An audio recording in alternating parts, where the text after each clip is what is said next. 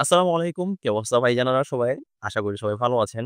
আজকের ভিডিওতে আমরা দেখব আপনি কিভাবে যেকোনো মেশিন থেকে সিডিএম করবেন। আপনি যদি একটা সিডিএম মেশিনের প্রসেস ফলো করেন তাহলে বাদবাকি প্রত্যেকটা মেশিনের সিডিএম আপনি কিন্তু বুঝে যাবেন যেটাকে বলা হয় ক্যাশ ডিপোজিট। সিডিএম শব্দের অর্থ হচ্ছে সি অর্থ ক্যাশ অ্যান্ড ডি অর্থ হচ্ছে গিয়ে ডিপোজিট অ্যান্ড এম হচ্ছে গিয়ে machine. Cash deposit machine. So আপনারা যারা জানেন না তারা চলুন আজকের ভিডিওতে আমি দেখিয়ে দিব যে কিভাবে খুব সহজভাবে আপনারা চাইলে কিন্তু মেয়ে ব্যাংক থেকে শুরু করে প্রত্যেকটা ব্যাংকে সিডিএম করতে পারবেন জাস্ট একটা প্রসেস ফলো করলেই। তো যেমনটি দেখতে পাচ্ছেন আমরা কিন্তু এখন ব্যাংকে আছি অ্যান্ড ব্যাংকে আসার পরে প্রথমত আপনি খুঁজে নিবেন মেশিনের উপরে দেখবেন লেখা আছে কোনটা এটিএম অ্যান্ড কোনটা সিডিএম। এটিএম মানে হচ্ছে গিয়ে automated trailer machine and CDM মানে হচ্ছে গিয়ে ক্যাশ ডিপোজিট মেশিন। সো আপনি সিডিএম খুঁজে নিবেন। সিডিএম না থাকলে কিন্তু আপনি ক্যাশ ডিপোজিট করতে পারবেন না। তো আপনি আপনার কাঙ্ক্ষিত ব্যাংকে গিয়ে কাঙ্ক্ষিত এটিএম এ গিয়ে আপনি আপনার সিডিএম মেশিনটাকে খুঁজে বের করুন। সিডিএম মেশিন খুঁজে বের করার পরে আপনি দেখবেন এখানে একটা কিউআর বা বিভিন্ন রকমের অ্যাড চলতেছে। কয়েকভাবে আপনি ডিপোজিট করতে পারেন। অ্যাকাউন্ট নাম্বার মাধ্যমে করতে পারেন, পাসপোর্ট বা আইসি নাম্বারের মাধ্যমে করতে পারেন। আবার আপনার যেই কাঙ্ক্ষিত ব্যাংক কার্ড আছে সেটার মাধ্যমে করতে পারেন। কিন্তু সবথেকে সহজ হচ্ছে গিয়ে পদ্ধতি আপনি অ্যাকাউন্ট নাম্বারে করেন, ভালো হবে। সো আমরা অ্যাকাউন্ট নাম্বারে করে দেখাচ্ছি। আপনি ১ম এ এখানে টাচের উপরে ক্লিক করবেন যে অ্যাড থাকবে এটা চলে যাবে। এবার দেখুন এখানে কিছু ল্যাঙ্গুয়েজ আসতেছে।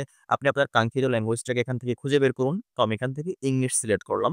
এইবার পরবর্তী ধাপে গিয়ে আপনারা এখানে ২ টা অপশন দেখতে পারবেন। এটিএম অ্যান্ড সিডিএম যেটা আমি একটু আগে বলেছিলাম।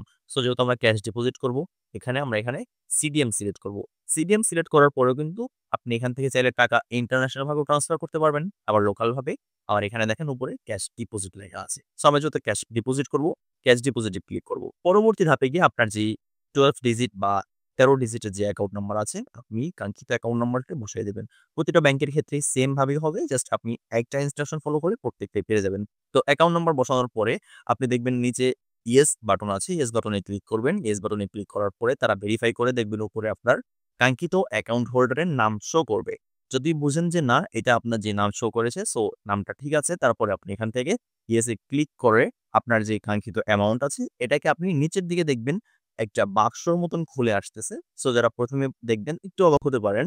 সো এখানে আপনার কাঙ্ক্ষিত যে অ্যামাউন্ট অবশ্যই কাউন্ট করে তারপরে আপনি এটার ভিতরে রাখবেন। ওইখানে মেশিনের ভিতর টাকা দেওয়ার আগে একবার গুনে নিবেন। কোন সমস্যা নেই। উপরে সিসিটিভি থাকবে। সো আপনার যদি অ্যামাউন্ট কম আসে তাহলে কিন্তু আপনি পরবর্তীতে এটাকে ডিসকাস করতে পারবেন। সবকিছু হয়ে যাওয়ার পরে টাকাগুলো দিয়ে এখানে দেখবেন কন্টিনিউ বা ইয়েস বাটন পেতে পারেন। বিভিন্ন মেশিনে বিভিন্ন রকমের সিস্টেম থাকে। সো ইয়েস বাটনে ক্লিক করার পরে প্রসেস করবে, কাউন্টিং করবে নোটগুলো যেখানে কত টাকা আছে। যদি আপনার নোট রিজেক্ট থাকে তাহলে তারা মেশিন খুলে আপনার যে নোটটি রিজেক্ট ওটা আপনাকে ফেরত দেওয়া হবে। যদি ফেরত দেয় তাহলে উঠিয়ে ওটাকে আর দ্বিতীয়বার দিবেন না। তারপরে দেখবেন এখানে অপশন আসছে ইয়েস অ্যান্ড এড। এড হচ্ছে কি আপনি যদি আরো মানি এড করতে চান আর না হলে আপনি জাস্ট ইয়েস এ দিয়ে প্রসেস ক্লিক করবেন। সো ইয়েস এ দেওয়ার পরে দেখবেন আপনার অল্প কিছুক্ষণ সময় নিয়ে এখান থেকে আপনার একটা রিসিপ্ট বের হয়ে আসতেছে অ্যান্ড আপনি যে কাঙ্ক্ষিত অ্যামাউন্টে বসিয়েছিলেন সেই অ্যামাউন্টটা আপনার ব্যাংক অ্যাকাউন্টে যোগ হয়ে যাচ্ছে। সো খুবই ইজি। আমি হয়তোবা বলতে আপনাদেরকে ইজি ভাবে বোঝাতে পারিনি। কারণ কি আমি চেয়েছিলাম যে এমনভাবে বোঝাতে যেন আপনারা সম্পূর্ণভাবে বুঝে যান। তো যারা আপনারা এখনো কিভাবে সিডিএম বা ক্যাশ ডিপোজিট করতে হয় জানেন না, তারা কিন্তু চাইলে আমাদের আজকের ভিডিও দেখে সম্পূর্ণভাবে ক্যাশ ডিপোজিট করতে পারেন। সো আল্লাহ হাফেজ। দেখা হবে পরবর্তী কোনো ভিডিওতে।